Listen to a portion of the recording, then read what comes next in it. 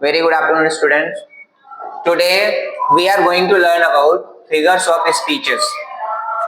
It is the very important topic for all the board exams, CBSE board exams, for all the classes like as 10th and 12th.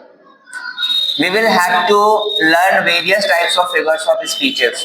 So first of all, we are going to learn that what are figures of speeches, what is the definition of figures of speech.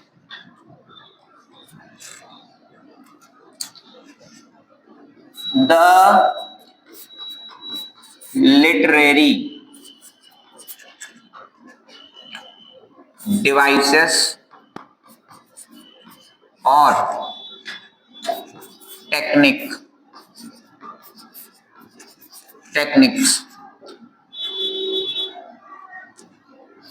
which are used to emphasize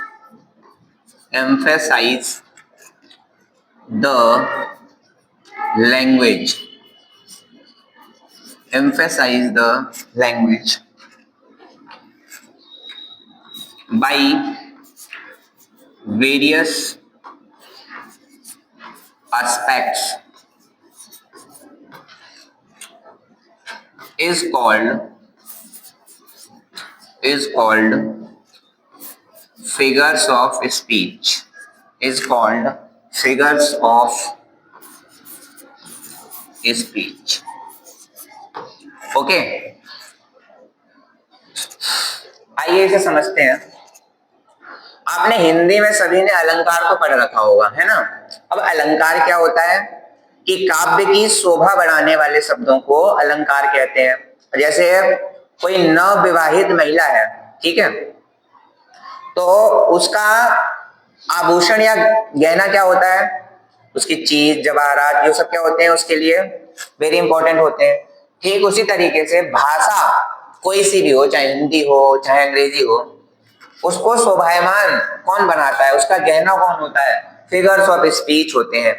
figures of speech होते क्या है, the literary devices, वो साहित्यिक युक्तियां अथवा तकनीकें which are used, जिनका प्रयोग किया जाता है, to emphasise the language. Emphasise means होता है प्रभाव डालना, लैंग्वेज मीन्स भाषा पर।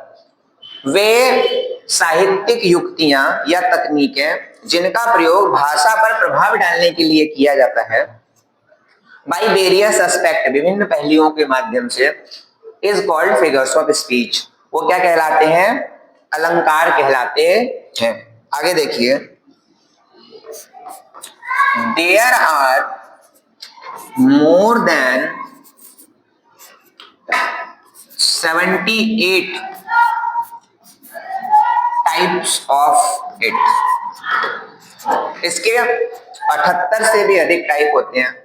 हिंदी में जैसे हम अलंकार पढ़ते हैं, अन्योक्ति अलंकार, वक्रोक्ति अलंकार, अर्थानुअंतर अलंकार, अनुप्रास अलंकार, तो इनके विभिन्न भिन्न टाइप अपन पार्ट्स को सेपरेट करते जाते हैं। ठीक उसी प्रकार से हिंदी इंग्लिश भाषा में भी, अंग्रेजी साहित्य में भी 78 से भी अधिक फिगर्स ऑफ स्पीच हैं, ठीक है। आपके 12th तक हमें उनमें से मैक्सिमम 8 से 10 फिगर्स ऑफ स्पीचेस को पढ़ना पड़ता है। आज के इस वीडियो में एवं इसके बाद के भी भागों में हम विभिन्न प्रकार की फिगर्स ऑफ स्पीच के बारे में जानेंगे। ओके, सो आगे लिखेंगे, the prominent of them are following. ठीक है, जो आपके सिलेबस में है उनमें से जो अग्रणी है वो कौन कौन से हैं, पहले इसका स्क्रीनशॉट ले लीजिए, फिर आगे बढ़ते हैं। ठीक है, अब देखिए फिगर्स ऑफ स्पीच में जो प्रोमिनेंट है उनको देखिए कौन कौन से हैं। नंबर पहला है सिमिले, ठीक है, दूसरा है मेटाफोर, ठीक है, तीसरा है आपका एलिट्रेशन,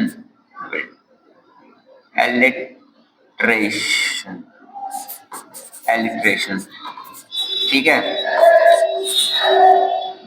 चौथा है आपका रेजोनेंस, रेजोनेंस। पांचवा है आपका पर्सोनिफिकेशन, पर्सोनिफिकेशन। सिक्स्थ है आपका एपिस्ट्रॉफी। सेवंथ है आपका ऑक्सीमोरोन, ऑक्सीमोरोन। एट्थ है आपका पैराडॉक्स।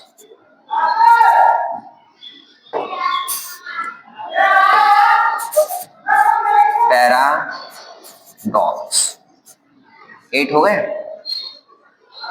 अगला है 9th नंबर हाइपरबोले,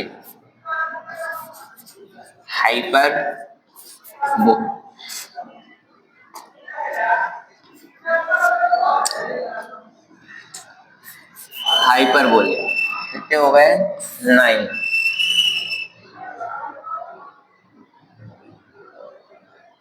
1 2 3 4 5 6 7 8 9।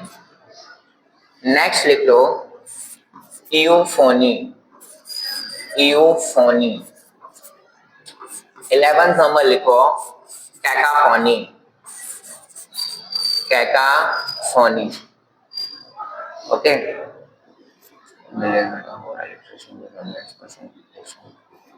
एटसेट्रा कर लो, स्क्रीनशॉट ले लो इसका। आइए एक एक फिगर्स ऑफ स्पीच को सेपरेटली पढ़ते हैं। पहले इनकी हिंदी जान लो, अगर जानना है आपको लिखना है तो।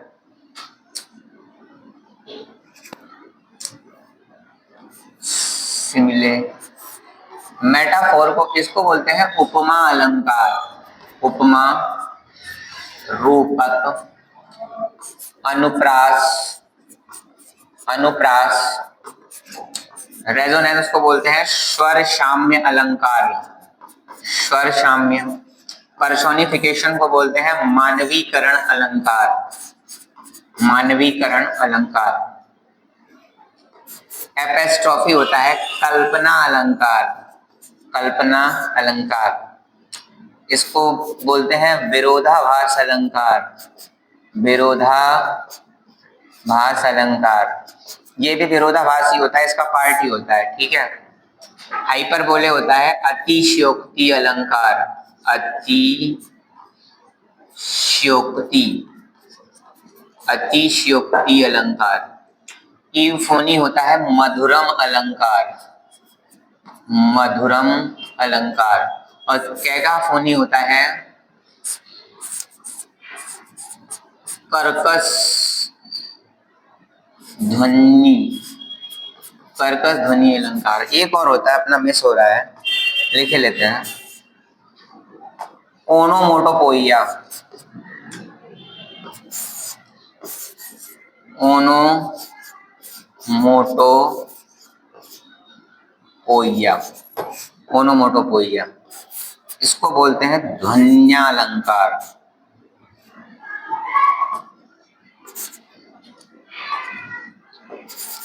ध्वनि अलंकार। स्क्रीनशॉट लीजिए इसका फटाक से।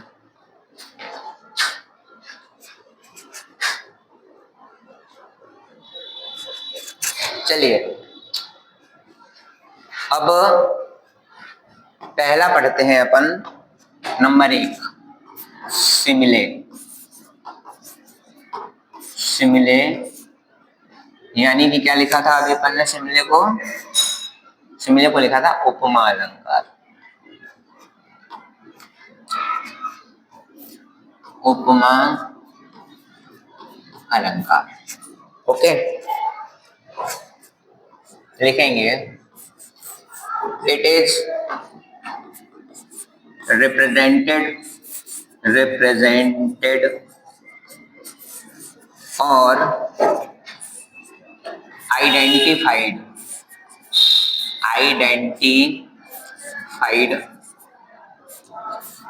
by The comparison of by the comparison of two words